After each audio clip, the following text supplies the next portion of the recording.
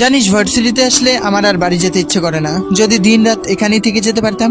বান্ধবী, ওই দেখ তোর হুজুর ছেলেটা। ও দাঁড়া, একটু এক পলক দেখে যাই। আবারও ক্লাসে তো দেখবি প্রিয় মানুষটারে বারবার দেখতে ভাল লাগে, বোঝো নাই? যখন তুমিও প্রেমে পড়বে তখন তুমিও হাড়ে হাড়ে বুঝতে পারবে এই বেহায়া মন কি চায়। সত্যি, আর কতদিন এভাবে দূর থেকে তাকিয়ে থাকবো বল? না, আর নয়, আজ আমি বলবো। আচ্ছা, কি বলবি শুনি? কি আর বলবো, মনের ভালোবাসা ব্যক্ত করব। ও তাই বুঝি, প্রেম কুমারী? এই রে দেখ, তোর হুজুর এদিকে আসছে। আরে, যাকে দেখার জন্য এতক্ষণ দাঁড়িয়ে থাকলি তাকে দেখে মুখ ফিরিয়ে নিলি কেন? কেন আবার কি? তার দিকে তাকাতে আমার অনেক লজ্জা লাগে। দূর থেকে দেখতে সমস্যা নেই, তবে কাছে আসলেই আমার হার্টবিট বেড়ে যায়। ইয়া আল্লাহ, আমার অনেক ভয় পাচ্ছে। কি বলবো, কিন্তু বলতে তো আজ হবেই আমাকে। যেই কথা সেই কাজ। হঠাৎ করেই দেখি আমার বান্ধবী আমার পাশ থেকে স্থান ত্যাগ করে সেই ছেলেটির নিকট গিয়ে তার পথ আটকে দাঁড়ালো। তারপর বলতে লাগলো, শুনুন, আমি আপনাকে অনেক পছন্দ করি। ছেলেটি বলল, কি? ভার্সিটিতে এত ছেলে থাকার সত্ত্বেও আমাকে পছন্দ করার কারণ? তো কারণ জানি না।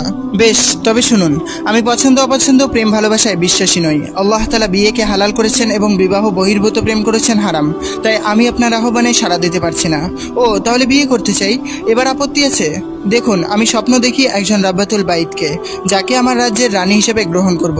সে হতে হবে পরিপূর্ণ ধার্মিক, পূর্ণময়ী, সুশীলা, সচ্চরিত্রা এবং খাস পর্দানশীল, যাকে দেখে আমার মন খুশিতে ভরে উঠবে, যাকে আদেশ করলে সব আদেশ পালন করবে, স্বামী বাড়ির বাহিরে গেলে নিজের দেহ সৌন্দর্য ও ধন সম্পদের হেফাজত করবে। এই গুণগুলো যদি আপনার মধ্যে থাকে তাহলে আমার কোনো আপত্তি নেই। আমার মধ্যে তো এইসবের কিছুই নেই। তাহলে কি করে আমি আপনার ডাকে সাড়া দেব? দোয়া করি আল্লাহ যেন আপনাকে সঠিক বুঝ দান করেন। নেক্সট টাইম আর কোনোদিন এই সমস্ত প্রস্তাব নিয়ে আমার সামনে আসবেন না। তৎপর ছেলেটি উক্ত স্থান ত্যাগ করা মাত্রই আমি দৌড়ে গিয়ে আমার বান্ধবীকে বললাম, কাঁদিস না রে, আমি জানতাম ছেলেটি তোকে এই সমস্ত কথাই বলবে। আর এইসব বাদ দে, আল্লাহর দিকে ফিরে আয়, দেখবি আল্লাহ তোকে তার থেকে উত্তম কাউকে জীবনসঙ্গী হিসেবে পাঠিয়ে দেবেন ইনশাআল্লাহ।